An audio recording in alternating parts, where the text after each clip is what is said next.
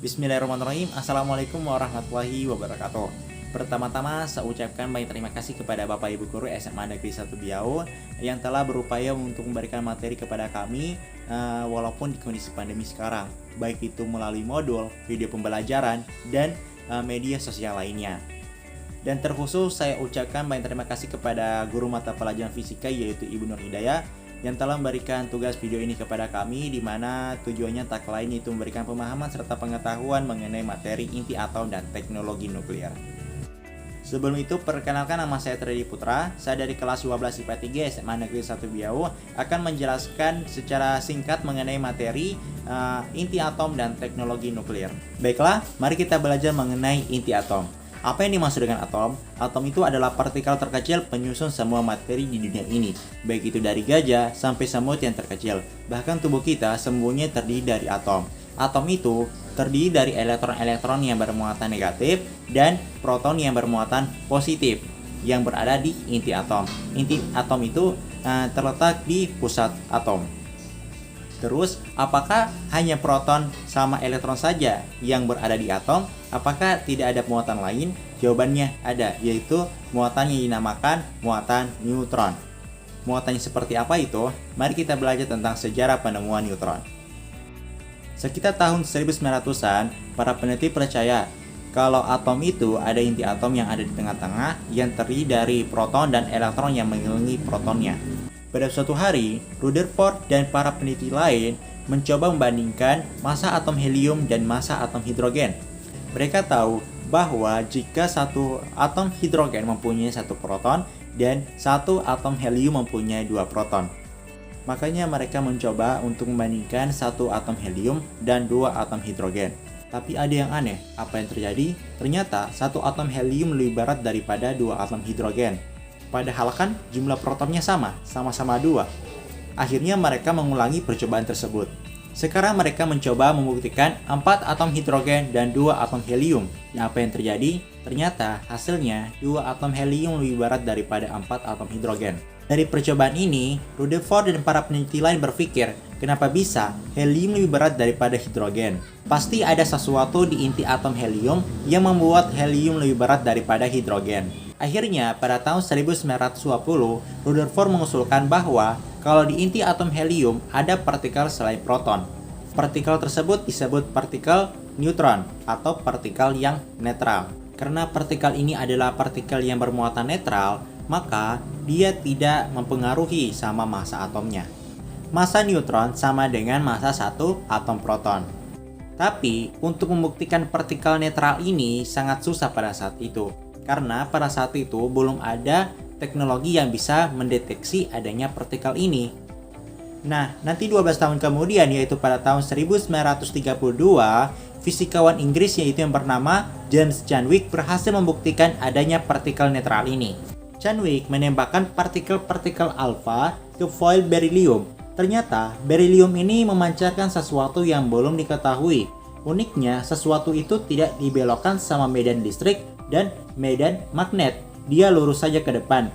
Jadi, Chadwick menyimpulkan bahwa partikel-partikel yang dipancarkan itu bersifat netral atau tidak punya muatan. Beda sama proton yang bermuatan positif dan elektron yang bermuatan negatif.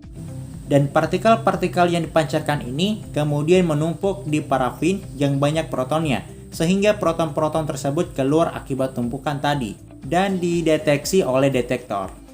Nah, dengan menggunakan hukum kekekalan momentum dan energi, Chadwick dapat membuktikan bahwa massa partikel netral yang menumpuk pada parafin mempunyai massa yang hampir sama seperti proton. Hasil ini persis seperti yang udah diprediksi oleh Rutherford 12 tahun yang lalu. Dari percobaan tersebut, kita dapat mengetahui bahwa partikel penyusun inti atom adalah proton dan neutron, yang biasa disebut dengan nukleus atau nukleon. Jadi, penyusun inti atom itu ada 3, yaitu ada proton, elektron, dan neutron. Jumlah proton dalam atom disebut nomor atom. Kalau di tabel periodik unsur, biasa kita menulis suatu atom menggunakan simbol nuklida. Seperti apakah yang dimaksud dengan simbol nuklida? Mari kita lihat dalam penulisan inti atom. Di sini ada AZX, di mana Z itu sama dengan nomor atom, A itu sebagai nomor massa, dan X adalah lambang unsur. Jumlah proton sama dengan Z, Jumlah neutron sama dengan A dikurang Z atau nomor massa dikurangi nomor atom, dan jumlah elektron sama dengan Z untuk unsur yang bermuatan netral. Kemudian jenis-jenis nuklida. Jenis-jenis nuklida ada 3. Yang pertama ada isotop. Isotop adalah nuklida yang memiliki jumlah proton yang sama tetapi jumlah neutron yang berbeda. Contohnya 20-10Ne dan 22-10Ne. Yang kedua isobar. Isobar adalah nuklida dengan jumlah nukleon yang sama tetapi jumlah proton yang berbeda. Contohnya 31H dan 32H. Yang ketiga, isoton. Isoton adalah nuklida yang jumlah neutron yang sama. Contohnya 31H dan 42He. Dalam menentukan jumlah neutron, nomor massa dikurangi nomor atom. Atom-atom yang isobar dan isoton pasti berasal dari unsur yang berbeda karena jumlah proton yang berbeda. Jadi kita punya isotop yang jumlah protonnya sama, isoton yang jumlah neutronnya sama, dan isobar yang massanya sama. Nah, massa-massa di antiatom ini bisa ditentukan pakai satuan U atau atomic mass unit.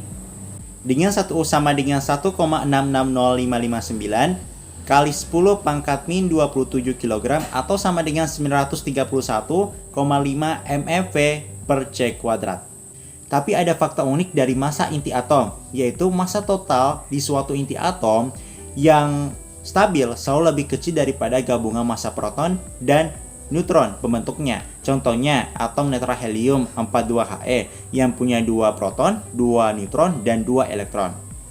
Jika kita hitung massa totalnya dengan menjumlahkan massa proton, neutron, dan elektron, maka hasilnya sama dengan 4,032980 U. Tapi ternyata jika atom helium netral ini kita hitung pakai spektrum massa atau alat ukur untuk mengukur massa atom, yaitu kita dapat 4,002602 U, ada selisih sebesar 0,030378 U. Selisih antara massa atom total dan massa hasil dari gabungan proton dan neutron disebut defek massa. Kenapa bisa ada defek massa? Menurut hukum kesetaraan massa dan energi, E sama dengan M kali C kuadrat, Einstein mengatakan bahwa massa yang hilang bisa menjadi energi. Di kasus inti atom ini, energi diperlukan untuk memisahkan proton-proton dan neutron-neutron. Energi ini disebut energi ikat inti. Semakin stabil sebuah inti, maka semakin besar energi yang dibutuhkan. Secara matematis, energi ikat inti atau delta E sama dengan delta M atau defek massa dikali C kuadrat atau kecepatan cahaya, di mana C ini atau cahaya ini di ruang hampa sama dengan 3 kali 10 pangkat 8 M per S. Karena 1U sama dengan 931,5 MeV per C kuadrat, maka C sama dengan 931,5 MeV per U. Maka persamaan ikat inti bisa sama dengan defek massa dikali 931,5 MeV per U. Baiklah, setelah kita mempelajari tentang inti atom, selanjutnya saya akan menjelaskan tentang teknologi nuklir. Apa itu yang dimaksud dengan teknologi nuklir? Teknologi nuklir adalah teknologi yang memanfaatkan energi nuklir. Dalam teknologi nuklir terdapat reaktor nuklir, yaitu suatu sistem yang dapat menghasilkan sebuah reaksi, yaitu reaktor fusi dan reaktor fisi. Kemudian saya akan menjelaskan tentang bagian-bagian reaktor nuklir. Bagian-bagian reaktor nuklir yaitu sebagai berikut. Ada beberapa. Yang pertama, bahan bakar. Di sini bahan bakar berfungsi untuk menyimpan bahan bakar dan dapat menghasilkan uap. Yang kedua, moderator. Moderator berfungsi untuk menurunkan energi neuron dari tingkat tinggi ke energi nuklir. Ketiga, yaitu pendingin. Pendingin di sini berupa air. Ini berfungsi untuk mendinginkan keadaan suhu di dalam reaktor nuklir. Yang keempat ada perisai. Perisai berfungsi untuk menahan radiasi. Yang kelima ada batang kendali. Batang kendali berfungsi untuk mengendalikan jumlah populasi neuron dalam reaktor nuklir. Kemudian yang keenam ada reflektor. Reflektor berfungsi untuk memantulkan neutron yang bocor agar berada di reaktor. Kemudian yang ketujuh ada sistem penukar panas. Sistem penukar panas ini berfungsi untuk mengalihkan panas dari pendingin primer ke pendingin sekunder.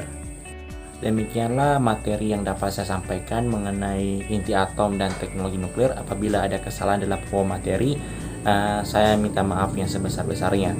Wabillahi taufiq wal hidayah. Wassalamualaikum warahmatullahi wabarakatuh.